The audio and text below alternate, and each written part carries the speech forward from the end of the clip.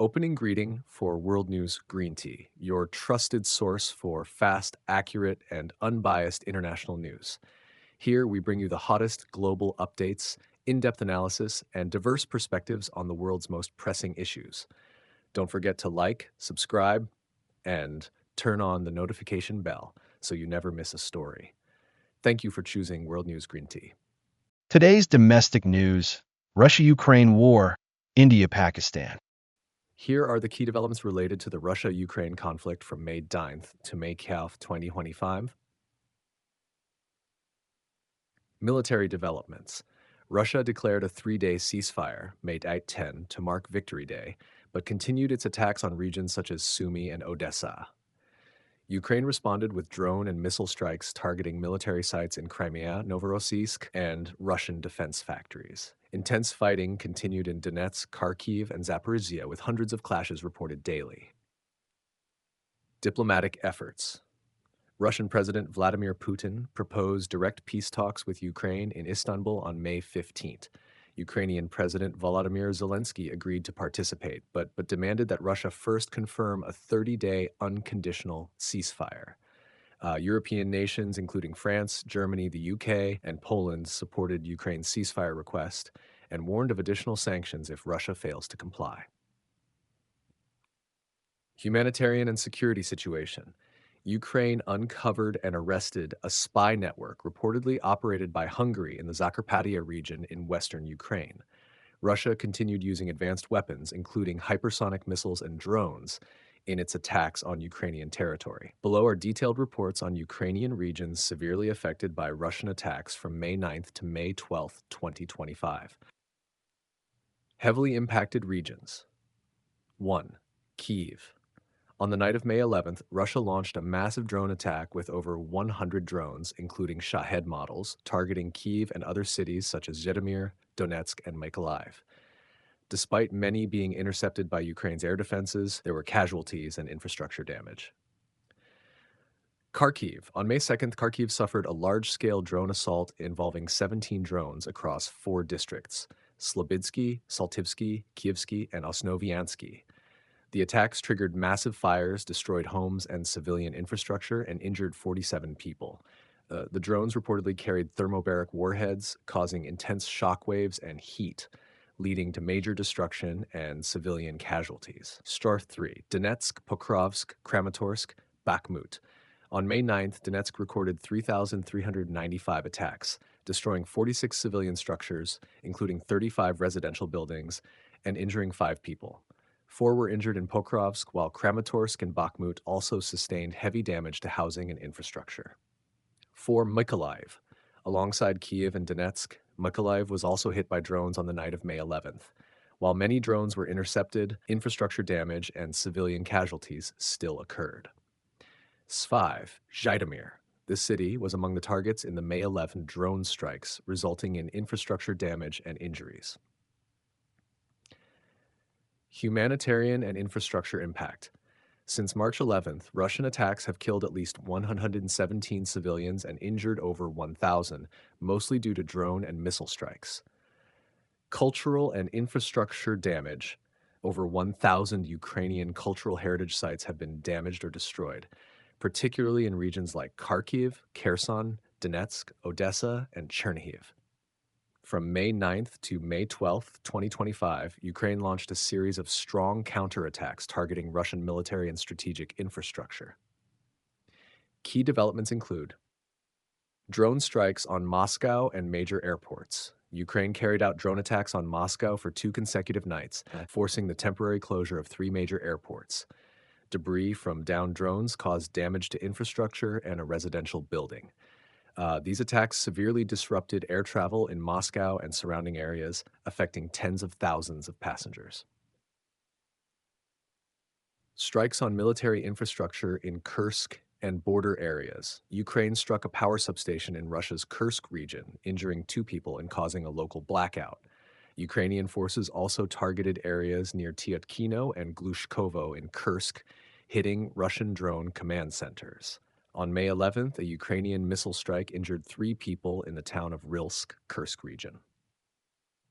Attacks on border areas and deep inside Russian territory. During Russia's declared ceasefire from May 8th to 10th, Ukraine launched attacks on border regions like Kursk and Belgorod, as well as deeper targets inside Russian territory. These operations involved both drones and missiles aimed at Russian military bases and strategic infrastructure. Frontline battles. In the Lyman region, Ukrainian forces clashed with Russian troops using small infantry groups supported by artillery. Fighting continued even during Russia's declared ceasefire. International impact and reactions. Ukraine's attacks caused major disruptions to Russian air traffic and infrastructure, especially during Victory Day celebrations. Ukraine continues urging the international community to support a 30-day ceasefire, while Russia has yet to respond positively. From May 8, Einkommen Hanifam to the present, tensions between India and Pakistan have seen a series of escalations, but also signs of de-escalation following a ceasefire agreement. Below is a summary of key events during this period. Escalations since May 8, following Indian airstrikes targeting alleged terrorist camps in Pakistan under an operation called Operation Sindoor, Pakistan responded by deploying hundreds of drones and launching artillery attacks into Indian-controlled Kashmir. Casualties. Both sides reported significant losses. India claimed to have eliminated over 100 extremists and 35 to 40 Pakistani soldiers, while Pakistan stated it had shot down 5 Indian fighter jets and killed 40 to 50 Indian soldiers. Ceasefire agreement and diplomatic efforts. May 10. A ceasefire agreement was established following high-level military talks between the two countries. India emphasized that the deal was reached through direct communication between senior military commanders, while Pakistan expressed gratitude to the United States for its mediating role, particularly former President Donald Trump. U.S. involvement. U.S. Vice President J.D. Vance and Secretary of State Marco Rubio engaged in diplomatic efforts to ease tensions after initial statements by Vance raised concerns over possible nuclear escalation. Current situation and ongoing concerns. Ceasefire violations. Despite the agreement, there have been reports of cross-border drone activity and shelling on the night the ceasefire came into effect. Both sides have accused each other of violating the agreement. Humanitarian situation. Thousands of civilians in border areas remain displaced and unable to return home due to ongoing security concerns. The situation between India and Pakistan since May 8, 2025, has been marked by complex developments, including military strikes and counterstrikes. Although a ceasefire has been reached, the situation remains fragile amid mutual accusations of violations.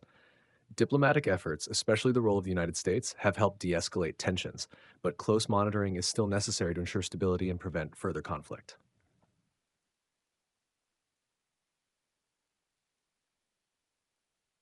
Casualties and damages in Pakistan after May 10th.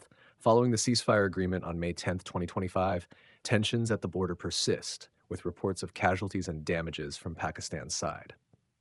Here are the specific details. Military casualties. According to reports, Pakistan has suffered losses in clashes along the line of control, LOC, and adjacent regions even after the ceasefire. Civilian casualties.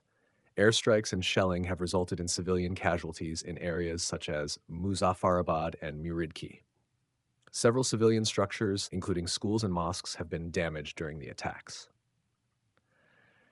Ongoing instability and concerns. Despite the ceasefire, reports of violations from both sides have raised fears of further escalation. Sporadic clashes and drone strikes have continued post-May 10th, indicating that the situation remains volatile. The border region between India and Pakistan remains unstable even after the ceasefire, with continued reports of casualties and damages in Pakistan. The international community continues to closely monitor developments and urges both sides to adhere to the agreement to prevent further conflict. Indian casualties and damages caused by Pakistan. Despite the ceasefire agreement on May 10, 2025, tensions persist, with significant Indian casualties reportedly caused by Pakistani actions. Below are the details. Military casualties. Pakistan has claimed to have killed 40 to 50 Indian soldiers in clashes along the LOC. Additionally, it reported shooting down 5 Indian fighter jets, including Rafale, MiG-29, and Su-30 aircraft. Civilian casualties. Shelling and drone attacks from Pakistan have caused civilian casualties in areas such as Poonch, with at least 15 people killed and 43 injured. Current situation and concerns.